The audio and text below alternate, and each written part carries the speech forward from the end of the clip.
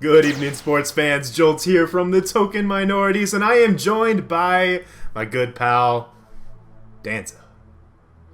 What's going on, my homies? TTM Crowback for the win here today with Jolt. We obviously rehearsed this several times, and that did not go particularly well, particularly smoothly. How many takes was that, Jolt? It's five or six, right? I don't know, something along those lines. But anyways, we are back with our Week 10 Battle of GBA Season 9. We have the TTM face-off here in Week 10. So I hope you guys are excited for this battle. Make sure to drop a like down below if you are excited for this match. Make sure to also check out the team builder for this game if you haven't already. That'll be linked down in the description below as usual. I want to apologize for the TTM Sticks takeover during that video, but I hope you will enjoy that regardless. So with that said, just to very briefly go over my team. I don't know how much detail Danza wants to go into on his team. I'll kind of leave that up to him. But this week I'm bringing the Mega. I'll talk after you. Okay, cool. So I'm bringing the Mega Aerodactyl, Groudon, Manaphy, Alolan Ninetales, the Magearna, and the Mew. Mew is Choice Scarf. Magearna is Trick Room. Trick Room Calm Mind, I believe. The Alolan Ninetales is Aurora Veil. Manaphy is Calm Mind setup. Groudon is Assault Vest, and the Mega Aerodactyl is kind of like a dedicated lead Stealth Rock set. Danza, you can go ahead and talk about your team a little bit. Yeah, so my six for this week obviously are Krookodile, Heatran, Palkia, Genesect, the Tapu Bulu, and Como Oof. So I don't want to go too much detail with the sets for this one. In case I do end up making playoffs, I was a very high chance. As of right now, I'm actually ahead of Cybertron by 2 differential points, and there's a high chance I might play Jolts, maybe even next week. Who knows? So I don't want to give away these very heat sets. Not all of them were used in the game. I won't spoil which ones, but we will see. Maybe they will be revealed eventually. But we've got Clash of the Titans this week. We got Palkia versus Groudon. How exciting is that, Joe? We're gonna have to see which Uber is superior here in this game here. But what's kind of exciting about this game too, though, is we're both on pretty solid win streaks. Danza's won, I think, 5 in a row, won 4 in a row. So this is a pretty crazy game here to close out this season of the GBA. But with that said, Danza, I think we can just go ahead and hop right on into this if we want to, huh? I think so. We're blitzing for 6. We're blitzing for 6. Let's go. So now we are going to jump into the game. As I already briefly mentioned, I think I might have mentioned, I'm not really sure. I'm going to lead off with the Mega Aerodactyl in this game as the nicknames. Shout out to Sticks for the nicknames on those as well. Those are pretty nice. But also shout out to the boys who made this game possible. Around2420 for recording the game for me, and to Sticks for genning my team as well. But anyway, yeah, going to lead off with the Mega Aerodactyl, as this is my Stealth Rocker, and he leads off with the Krookodile. So I'm just going to plop a nice Toxic on this thing because I want to keep this thing whittled down. It's one of his better responses to my Magearna, so if I can get this thing whittled down pretty early in the game, that'd be really beneficial for the rest of my team here. So a Toxic is going to go a long ways in trying to achieve that. As Danza pops out the Rock Tomb, which I thought was really cool. Because now you probably outspeed me, and I'm kind of fearing something like an Iron Tail, honestly, on this turn. So otherwise, I probably would have stayed in here and just tried to get up my Stealth Rock right away. But yeah, the Rock Tomb kind of scared me out into my Manaphy, as it was really unlikely you tried to go for something like a knockoff on that turn. But yeah, so Danza's just going to get his Stealth Rock up here against the Manaphy, which is fine. I'm going to actually pull an aggressive double now back into my Aerodactyl because I really need my rocks to go up here, and I'm expecting him to probably try to go into his Bulu, whether that be like a Choice Scarf variant or more of like a specially defensive set. I wanted to make sure I had a good offensive position against that early on in the game, and Aerodactyl should be able to force that thing out with a potential Aerial Ace. So I am just going to go for the Stealth Rock here as Danza switches out into his Krookodile. So that's a pretty good switch into the Aerodactyl. We are going to be able to get the rocks back up. I guess something that's kind of interesting on your team, Danza, is like Krookodile and Grassy Terrain. I feel like that, I don't know, that's a tricky combination to try to work with. Because like you kind of need Earthquake against the Magearna in this game too, but you always have Grassy Terrain up, it feels like too. So I just think Bulu, especially the set that I had, was just too good to pass up in this game. And my hope, of course, was that Grassy Terrain would not be up when I would need an Earthquake from Crocodile. Obviously, Earthquake would be the literal worst play right now in all of human history, so I would not go for it right now anyway, thank goodness. True. Obviously you wouldn't want to go for that in this particular situation, but I don't know. That's the double-edged sword of grassy terrain. You'll just kind of see how, like, the fact that grassy terrain is that double-edged sword, how that has such a massive impact, I think, and how this whole game unfolds here. But Mega Aerodactyl, I really thick wish I boy. rocked there. Yeah. There was a chance you might switch, and that knockoff I was hopeful would KO, but I guess you were just too bulky, or it was a roll. I don't know. Yeah, honestly, Mega Arrow wasn't really that bulky, so I'm not sure what the roll was on that turn, but, you know, obviously that works out pretty well for me, although it's not really that bad for you either, right? Because you're able to get your Heatran in here for pretty much a free substitute. Obviously, I can't touch this. I've already revealed all 4 of my moves, so I'm just gonna... That. Oh, you hadn't? No, I said I had realized that. Okay, yeah, I was gonna say, yeah, because he just goes hard to his Heatran here. It's a free substitute. I can't break this even with 2 aerial aces, so, you know, this is about as free as it gets. I could try to pull a switch into my Manaphy, which is my best check to the Heatran probably at this stage in the game, but...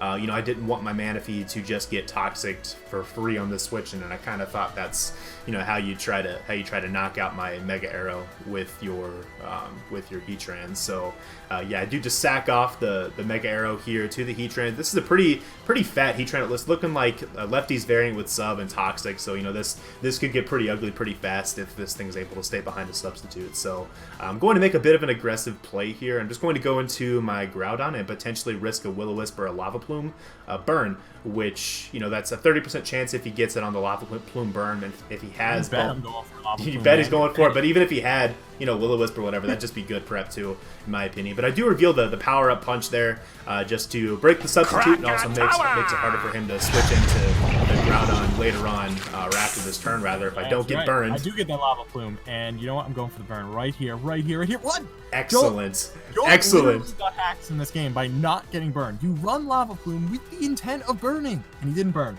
So, Heatran is literally a volcano, okay? And the sun is up. There is a drought going on in this stadium.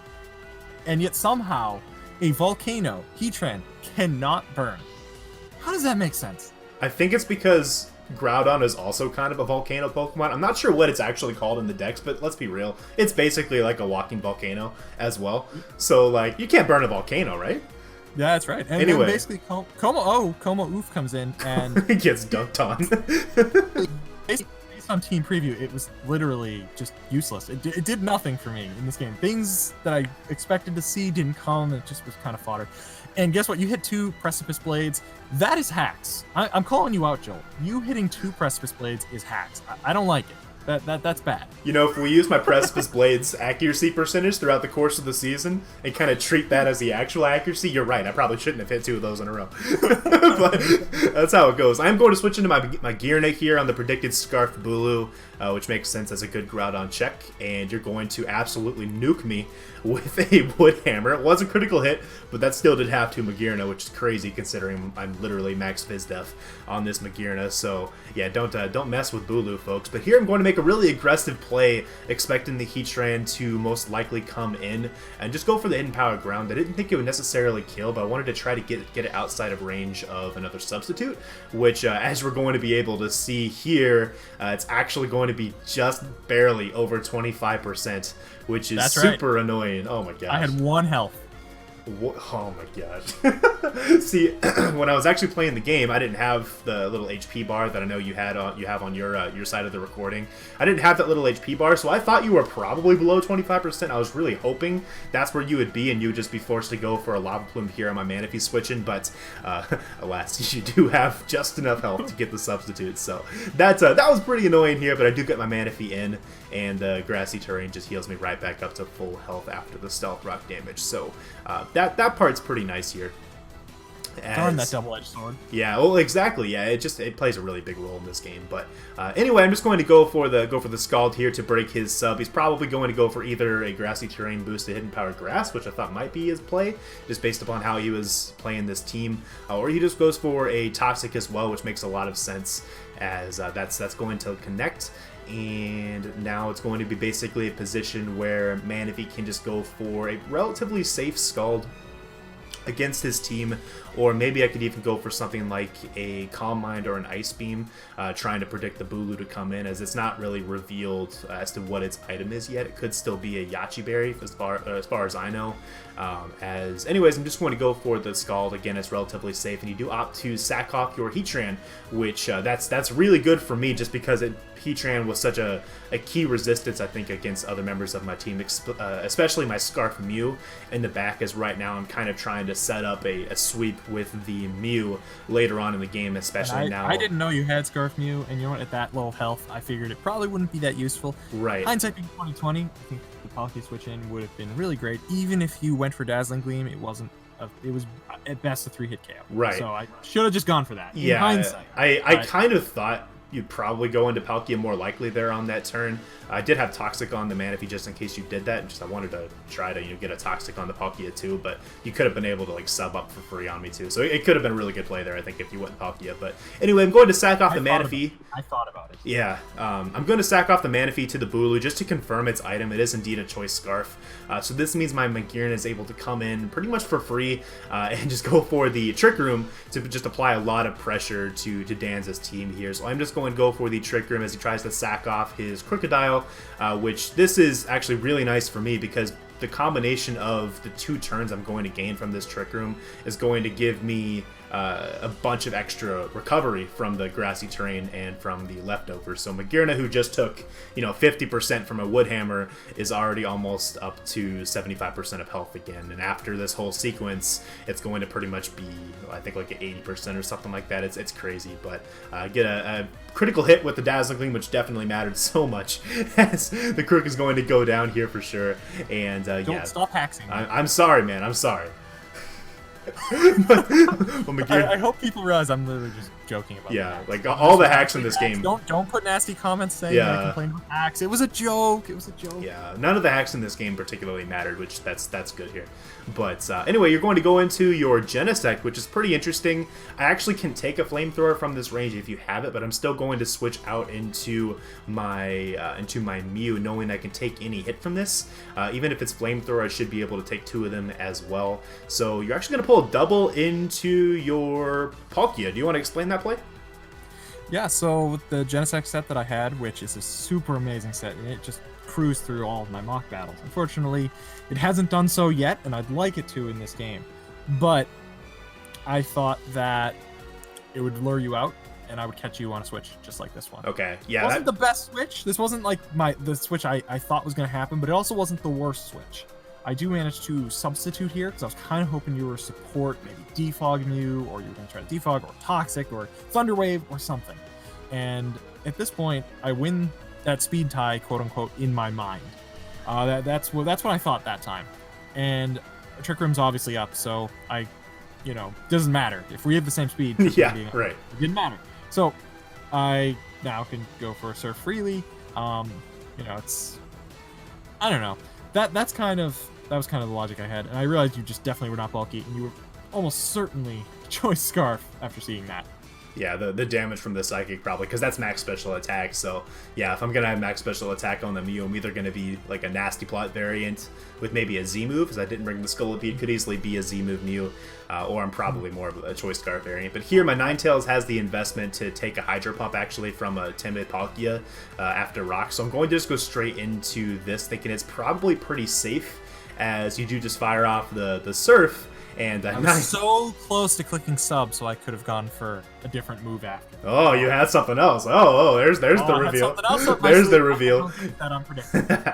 Yeah, if you went for the sub, I probably would have gone for a Roarville in that case, and then I would have done whatever after that. But anyways, I am just going to go for the Freeze Dry now to try to knock out the Palkia. I don't know for sure if it's going to knock him out, just based upon whatever his investment is, but we are able to knock him out with a crit. Again, I'm not sure if that mattered in terms of the damage calc, but anyway, the Bulu is going to come in now, and basically I can see the end game in sight just because I do have the Scarf Mew in the back, which is going to be able to outspeed the potential Scarf Genesect as well as this confirmed Scarfed Tapu Bulu. So Ninetales is going to go down here, and now it's going to basically be the Mew show here to try to clean up the game with Scarf Flamethrower. The Mew show. The Mew show. It's more like an old show. Well, like the old. Shout out to the pun in the title last week. Shout out to Styx for giving us that title as well. That's for sure. And I bet that thing did that thing have HP Fire? The Mew? Did it have HP Fire? Yes. No, the Alolan Ninetales. No. Did not have HP Fire. Interesting, because I have not seen your team builder. You'll see it. Yeah, it's HP Ground on the Alolan Ninetales as well. Cool. So, yeah. All right. Exciting. Yeah. Genesect is about to become a fried ant from the movie Bug's Life. Picture Bug's Life, except it doesn't end well, because all the ants burn. That's what just happened. You can even see the wildlife in the background. Look at the nice grass. You actually can. And I have a question. Is Genesect an ant? It better be. I don't even know what it is. It's an ant to me. It is the main character. It's like a metal ant. It's the main character from Bug's Life. That's what it is. Yeah, I can see that. But anyway, that's going to be the game here for this week. Good game to Danza. You know, it was a good game. I think I tried my best against the best, and that was the best I could muster. I'm sorry, guys. No, it was a solid game here for sure. And kind of like I was talking to Danza about after the game, I really felt like this was one of those matchups that was definitely in my team's favor, just because of both the speed tiers and also just all of my setup threats. Like it was kind of hard for Danza's defensive options to be able to really counter like all those options I could possibly bring, and there were several other mons that I could have even brought to this matchup that could have done well, I think. So those types of matchups happen, especially in like an Uber's league like this, where there are going to be so many good threats running around. It's tough to have a good matchup every single week. So I feel like that definitely contributed to the outcome here. But it's still fun getting to play against Danza. We haven't played each other in a hot minute. When was the last time we played? That was probably a couple years ago.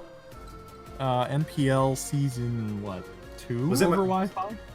Did we play over Wi-Fi? And you defeated me 4-0? Maybe? I think so. I know I won that game. I don't remember how close it was. You sure did. It was 4-0. Okay, you remember. Yeah, I do. There was a lot of hype going into this game. Yeah. I was supposed to upset you and win, and that didn't happen. So, unfortunately, Jolt, as Jolt was saying, the team matchup was very rough, and yet every time I play Jolt, the matchup is always rough. I don't know how he does it. It's a drafting style thing, if I had to guess. I'm not really sure, man. But like my teams are fat. I like building with fat.